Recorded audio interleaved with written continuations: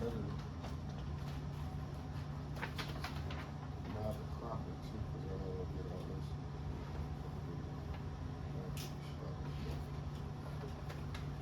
Some of it.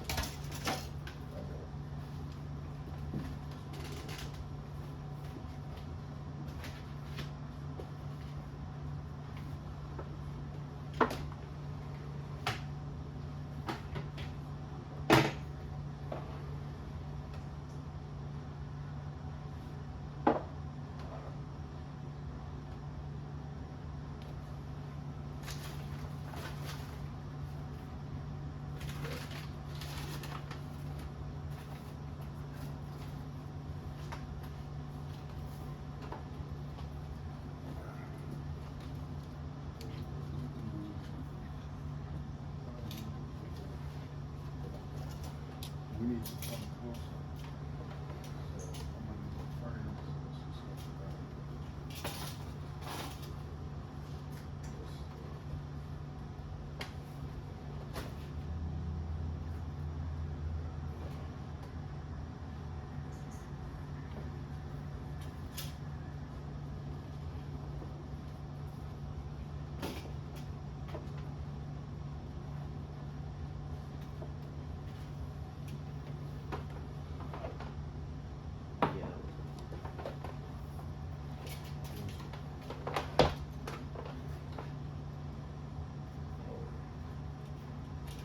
Greetings, I am Ray Muhammad, And I'm Malik Muhammad.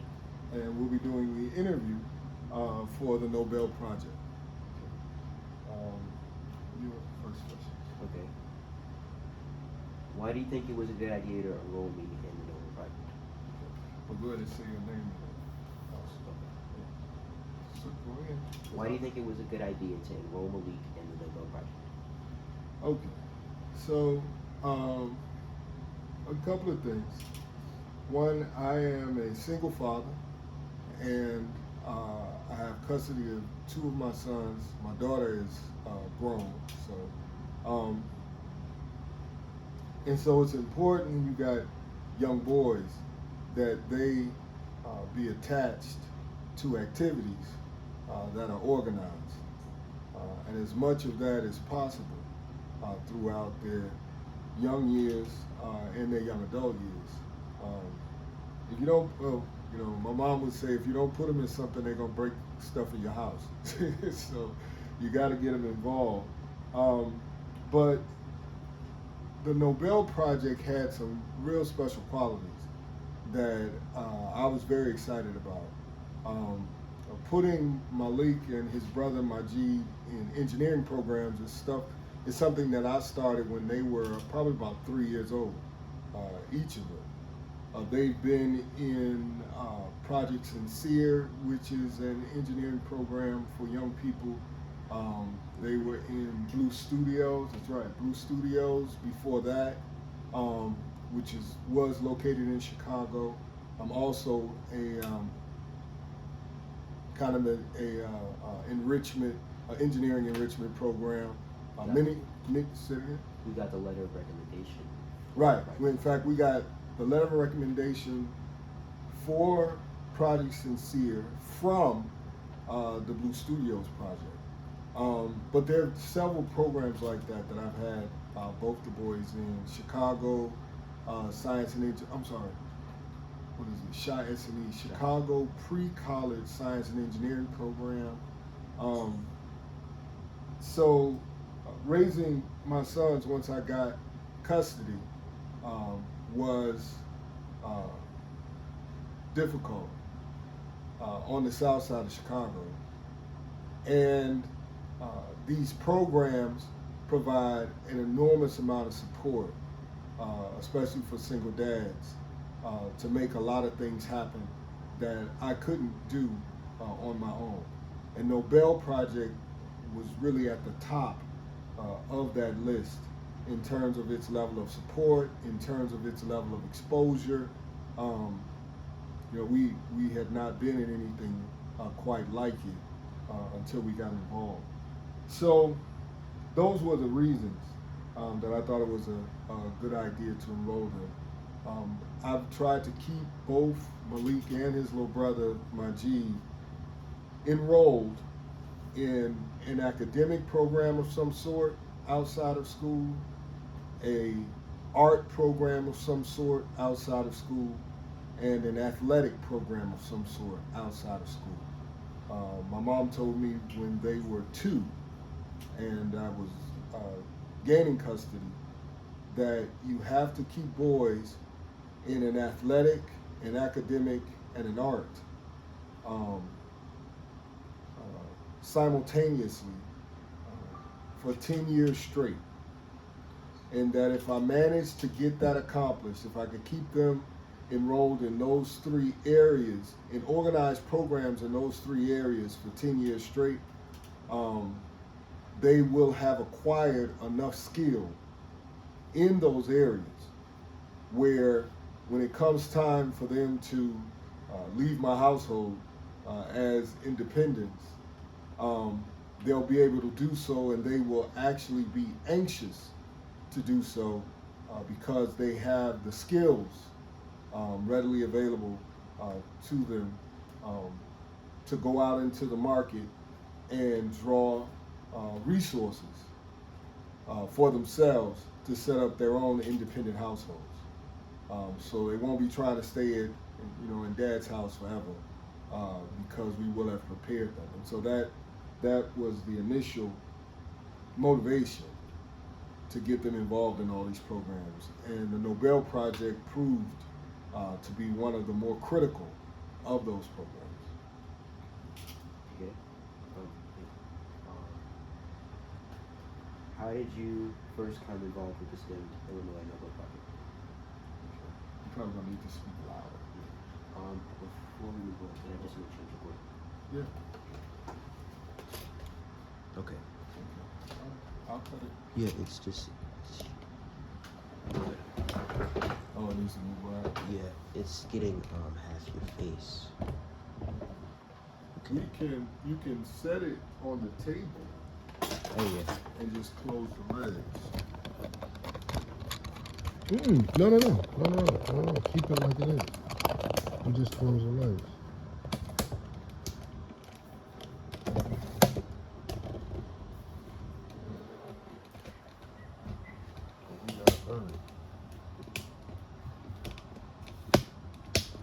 Oh, I got it.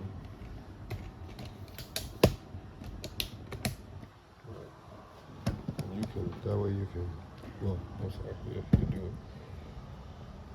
And then you can send it back, whatever else. So up here. And I'm there. Okay. And we just need to project a little more because we're. What do you need to do? Because the microphone's farther away. Oh, right. Oh, wow. And that air conditioner is probably not doing it. All right. Just turn it off.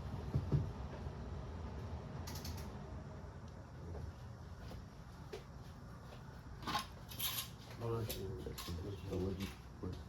Yeah. Okay. All right. So you sure we're on camera? Sure again. I'm just gonna make sure it's getting my whole seat. Okay. That's good. Forget. All right. So start with the second question. Okay. How did you first come involved with the STEM Nobel Project? I first got involved with the STEM Nobel. I'm not sure if I should be looking at you or the camera or what. I guess since I asked the question, I think. Yeah, maybe you should be. Yeah, you should be looking at me, and I guess I'll go back and forth. All right. So start again. Go. How did you first come involved with the STEM Nobel Project? Okay, I first got involved with STEM Illinois through Ruby Mendenhall, who is a colleague of mine. When I was a professor at University of Illinois Urbana-Champaign, we were colleagues in the sociology department. We were both jointly appointed in sociology and African American studies. And so when she started this program that was geared towards youth, we were in a conversation, I can't even remember what it was about, but then she started talking about the program. And I, of course, got excited because I had two boys, and I'm, steady trying to find a program for the boys. The only caveat was that she's located in Champaign, Urbana, and I live now in Chicago. And so we were trying to figure out how to make that work. And the Nobel Project was kind of a forerunner in terms of all the different projects that I had Malik and Majid involved in, because they had an online Zoom option where both boys could take advantage of much of the benefits from the program, even though they were remote. And so, as we moved through COVID, where just about everything went remote, Nobel was kind of ready to take on that task. So I got them involved, really from the conversation that I had with Professor Ruby Mendenhall. So. Okay. Discuss how you work with Malik on the Makeathon project. So the Makeathon project was, Malik was enrolled in the Nobel Project, and Ruby, I believe, challenged all of the young people in Nobel to come up with a health innovation. And, Malik may not have known an awful lot about health, but he knew a lot about music. And so we had watched some of the previews of the movie with Jamie Foxx and what was the guy's name? Robert Downey. Yeah, Robert Downey Jr. Solo. Right, called The Soloist. And in that movie, they really kind of showcased the ability of music, string music in particular, being played live. The ability of that music to soothe, sedate,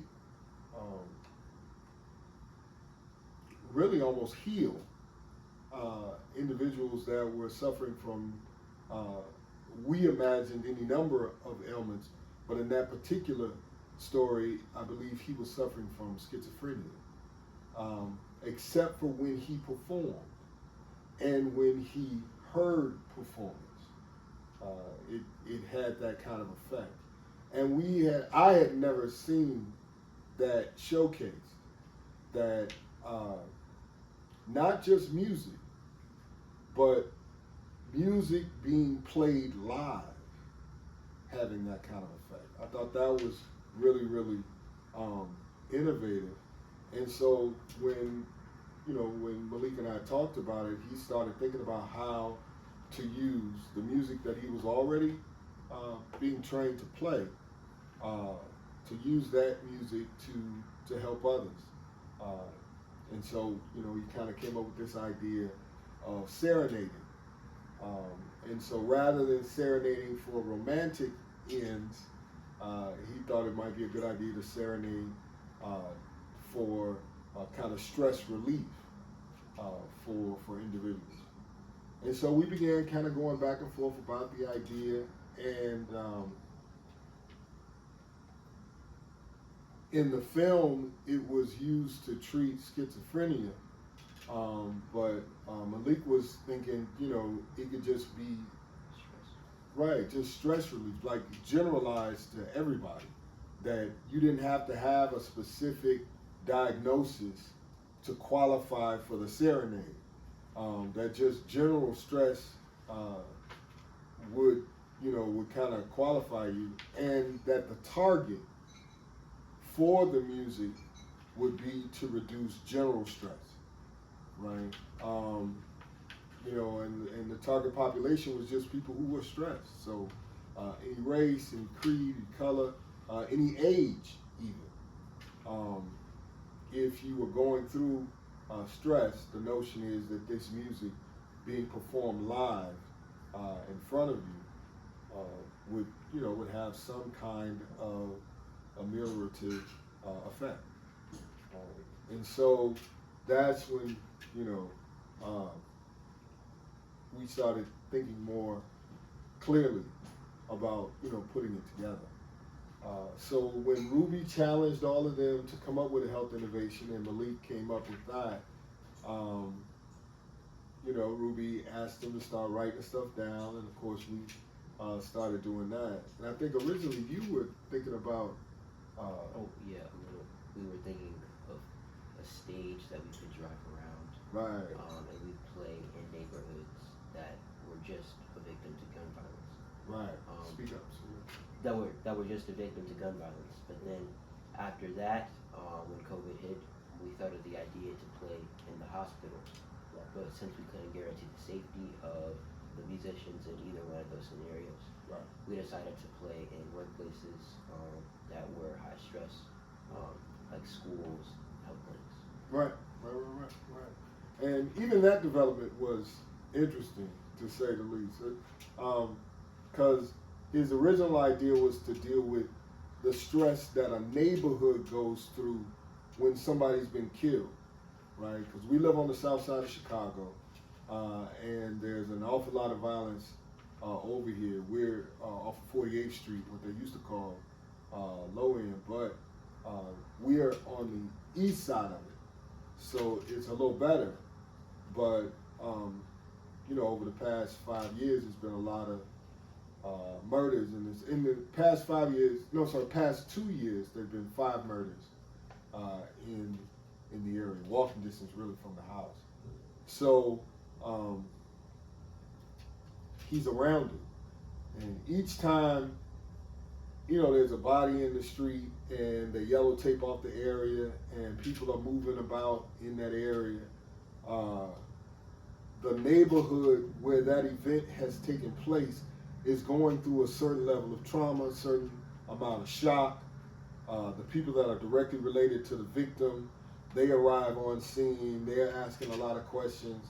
The people that may be related to the assailant are, perhaps, kind of cruising around to see how these things go. Because typically when somebody is killed, there is some level of retaliation. And so the discussions about that kind of retaliatory effect, those discussions typically occur right there on site, right? People are there talking about what happened and talking about who did it or who they suspect did it. And so there's a lot of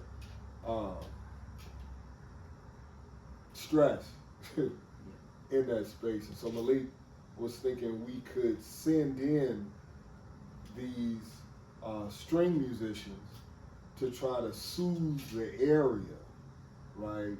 Kind of the generalized shock that the people are going through could be dissipated at some level by these string instruments, these ensembles, playing the music right there on the spot, right? And so,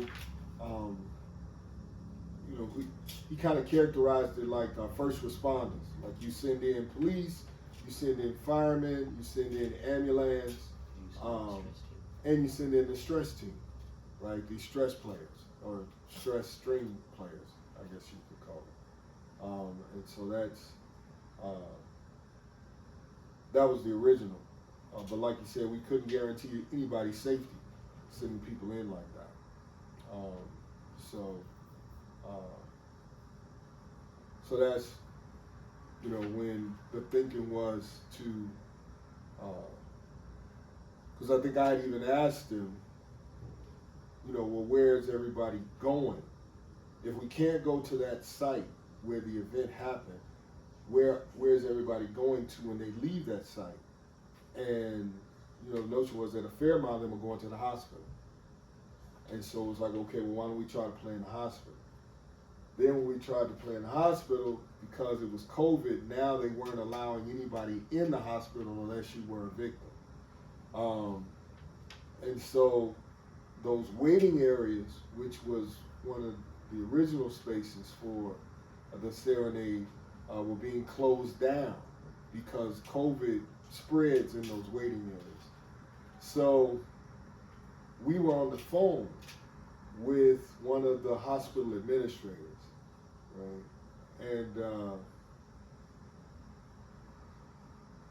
I think she was the one that told us that these areas were no longer usable, right? And so I asked her, well, the area is still there in the hospital. You know, you all didn't change the way the hospital is structured. You just changed what you're doing in that area. And so what are you using that area for? Those waiting areas in the hospitals, which are huge, what are you using those waiting areas for now that COVID is here? And she was the one that mentioned that they're using it as break rooms for the staff. And they're trying to add amenities to those break rooms that would help the staff deal with the fact that they're going to be seeing many more patients than they've ever seen. And so the overburdening of those, let me stop you. So every time you do that, right, you show them that what I'm saying is not important. You understand that, yes? Yes, sir. Okay.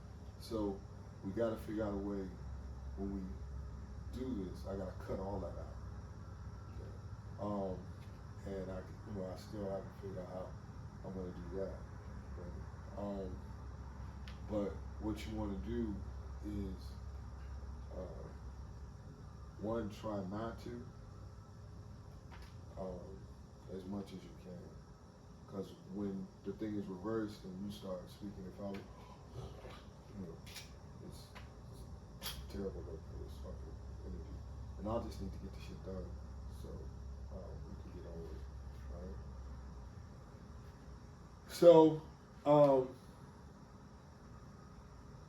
she was saying they're using it for staff and they're trying to add amenities to that staff break room, including things like having a masseuse there or having kind of more selections in terms of the foods that are available in that space. And so we were like, well, why not just set up the chamber music right there next to the massage chairs, and use the chamber music as an amenity as well, right? And they liked the idea. This was Carl Hospital. Yeah, that was Carl Hospital. Right. We played there in their cancer unit. Right. So we ended up doing a string ensemble chamber music performance at their cancer unit in Urbana, Illinois. So we had to drive down from Chicago for that. And so all of those steps kind of went into, because we had to modify till we came up with the final project. Because the first contest you entered, you lost, right? Yeah, we lost the project. We lost the Megathon that the Ruby Mendenhall's program through. Right. But she thought it was a really good idea, so she recommended that we do the actual Health Maker Lab that she made it after. Right. And that's when they were 10 winners, and we each got $10,000 to kind of make our idea into a business. So that's the thing that we did. Right.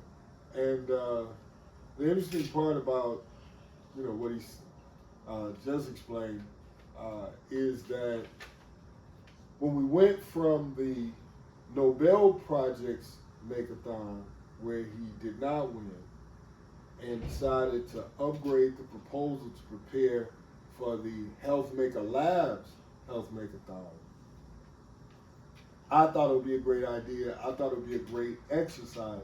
But the last thing I was thinking was that he would win. Because there's only 10 winners. It might have been 50 to 100 people that applied. And that would have to be whittled down to 20 contestants. Right, to 20 contestants. And then they would have to compete against each other to come up with the 10. And then each of those 10 would get $10,000. And so I was, I thought it would just be a good exercise for him and learning how to refine his ideas and add and modify and all of that. But like I said, the last thing we thought was that he would win because he's competing against real doctors, real graduate students, people who have Degrees in there. right degrees in their field. And Malik was 14. We were how old were you? 13. You were 13. Yeah, Malik was 13. So, was that right? Yeah, it was 2021, right? Yeah, 2021. Right. So 2023. Yeah. yeah, he was 13. So, like I said, we didn't think he'd win. Then he won, and now they're granting him $10,000 to actually turn it into a real project. So now I got to get up off my butt and kind of help him make this happen. Something that not only I had never done and he had never done, but nobody had ever done really. So there was no real template we could use to get started. We just got started best we knew how. So that's kind of how it went. Discuss how the Makeathon training was helpful. Well, one of the major pluses about the Makeathon training was the business. The business training, the business workshops, the business seminars, all of that was really, really eye-opening. Like I had a lot of schooling in my background, and we never learned. I went from undergrad to graduate student to postdoc, and we never really learned how to turn our ideas into products that we could take directly to the market. There was always an intermediary for anything that we produced, and we would have to appeal to that intermediary, and then that intermediary would somehow get it into the market and draw resources from the market, and then divvy out some of those resources to us on the other end, but nothing that went directly to the people. And this business training was how to get rid of the intermediary, kind of get rid of the middleman, and go straight to the market with what you have. And that was really one of the most creative spaces that I had been in. And I've been around researchers for decades. But again, most of the work that I was doing and even my colleagues was to investigate problems and develop solutions.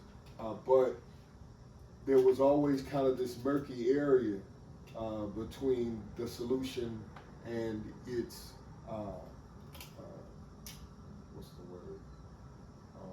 application, right? And the back and forth between the actual individual and the effects of the solution. But this was really great. And so I believe it was the Bond Billow project. Bond Billow with Ahmad Irfan. Right. Well, Ahmad Irfan was kind of over the whole thing.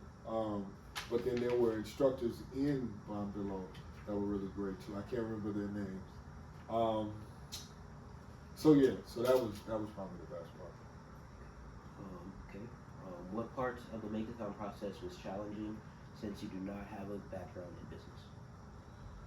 Well, learning how to do that, learning how to trust your ideas, and learning how to reframe them, and not being so adamant about your idea that you are slow about changing it to fit the market. That was new, right? I was used to arguing my ideas forward as opposed to changing my ideas to moving forward. So that was it. Discuss as a parent what it's like to see Malik do various opportunities.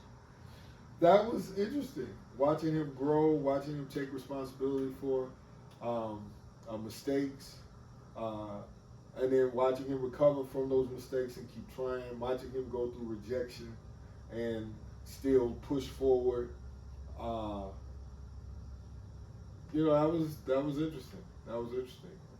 It was exhausting because much of what he would come up with now I would have to assemble.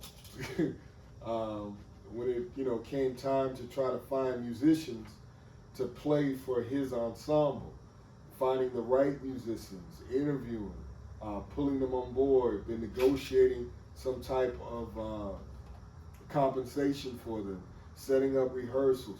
That was a lot of work, and dragging him through all of that work.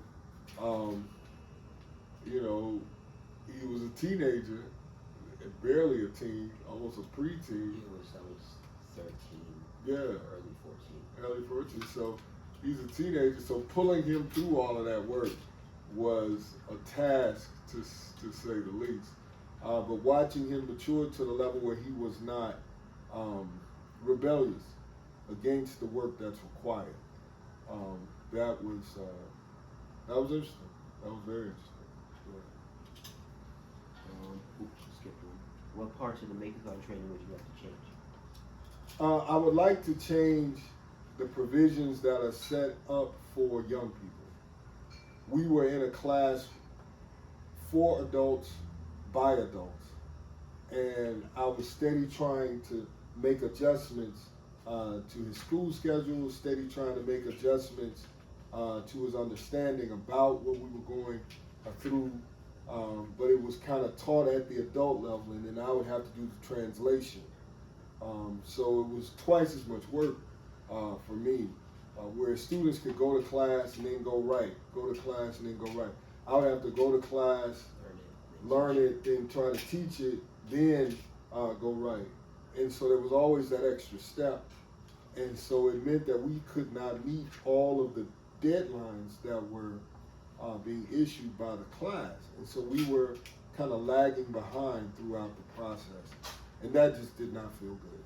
It never felt good as a result. So I would definitely change that. Any other info? No, that's about it. That's about it. Okay. So now my questions to you. Discuss all of the projects that you worked on with Nobel.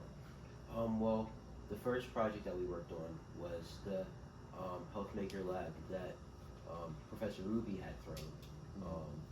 So that project, we proposed the idea of making a stage and putting it in neighborhoods that just experience gun violence. I think because we joined in the middle of the program and it was a little more rushed than all the other projects, we had a lower chance of winning that one. But Ruby thought that was a good idea, so we put it towards the actual Homemaker Lab. Then the next project that we did was the Dream Innovation Lab, where we had to put together a couple slides of our family history and our goals, just to have them listed out. The next memorable project was the online website that we made. We all had to make a website, and they would direct us along editing the website, theme for the website. I did a spaghetti recipe.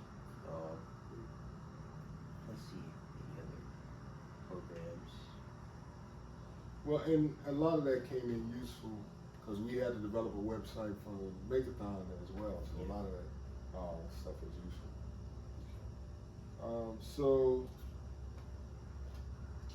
What was it like to play for the Nobel laureates during the Nobel Project sessions? It was a huge opportunity because a lot of these people were they had award-winning research, like Robert Grubbs, Right. which I played for on multiple occasions until his passing in 2021. Right. But I played for Robert Grubbs, who made, and I got to ask him a couple questions on his research, because he did research on the common cold, and I was asking if there was any relation between his research and the COVID epidemic that was going on at the time. Yeah.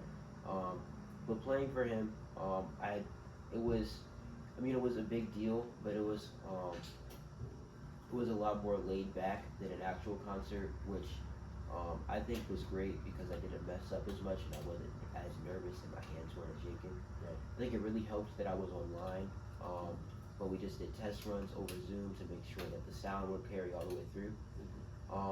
And it really helped me because it was a good performance exercise for an actual concert or a major performance that my teacher was throwing.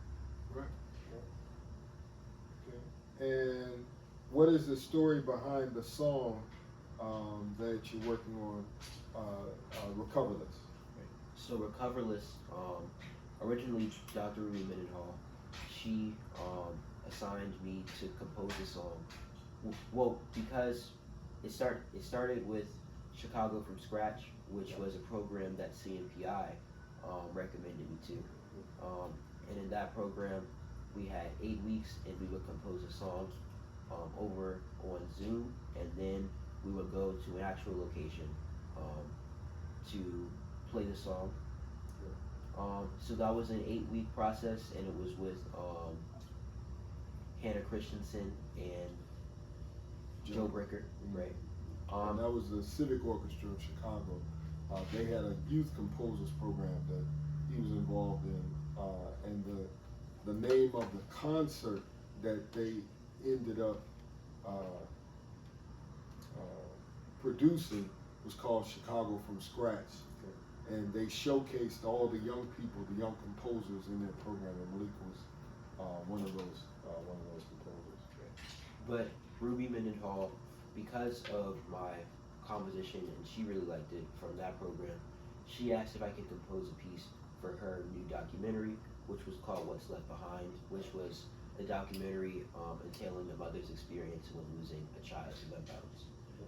And then, most conveniently, around that time, the Youth Composers Initiative, which was recommended to me from Chicago from Scratch because unfortunately they wouldn't be going another year because of lack of funding. Right. So they recommended all of us to apply to the Youth Composers Initiative that was being thrown by the Chicago Symphony Orchestra, right, and was headed by the lead composer Jesse Montgomery. Right. Which means that we'd be able to have one-on-one time with her to work with our composition. And that was a huge step up, especially since not only was it in person, but it was with Jesse Montgomery. And from there, it was a really convenient time that we got that, especially since she had just asked us for the composition. It took about 5 months for the song to be developed, and it was It was a much more developed, much longer process than I had originally estimated. But I'm a lot prouder of this composition than my other composition, just because there wasn't as much work put into it. I think part of that was because it was online. Right. And it was only 8 weeks. Yeah. But this one, was it 8 weeks? Or? It was 8 or 6 weeks. Yeah. It was a lot smaller than what he had to do for Jesse Montgomery. So, okay. Did you discuss some of your projects with your friends, and if so, what did they say? I didn't discuss a lot of my projects with my friends, but I did discuss them after they would be recognized, like the Health Makeathon or most recently my composition. Right. Actually, I didn't discuss the composition. It was played at the mosque meeting, which kind of forced the conversation. Right. So it was played at the mosque meeting, and I was really nervous about it because I expected it to be this embarrassing moment. But no, they were quite interested, and they afterwards they encouraged me to share more of these things that I was doing. Right. And describe what it feels like to know that you'll continue to be working with the Chicago Symphony Orchestra. Originally, when the program explains that our composition will be played at the CSL, I mean, I knew it was a good opportunity, but I didn't really know how much of a big deal that was, especially as a youth composer. But at the same time, I was always nervous that my composition wouldn't measure up to that of my peers, and that the audience would just find it underwhelming. But I got a lot of compliments after the composition was played on how much they liked it because it was a lot more emotional than the other contestants. Theirs, I really liked theirs. They tied it into their culture and their personal experiences. But I was really proud of mine at the end of the program. And you know, just kind of add on, his song was selected to be the finale for the concert, and so we were, you know, his dad, his mom, his parents, and his family. We were, of course, invited, but we were very proud of that fact because he was the youngest person. Right, he was the youngest person in the program, and that's 2 programs in a row. He was the youngest winner of the health makeathon. I don't think they had ever, you know, selected a winner that was 13. And he was the youngest composer in the Chicago from scratch and right. Yeah, he was the youngest composer in Chicago from scratch with the Civic Orchestra of Chicago, and he was the youngest composer in the Youth Composers Initiative from the Chicago Symphony Orchestra. So, congratulations, Steve. All right, I think that's it. All right, thank you. Thank you.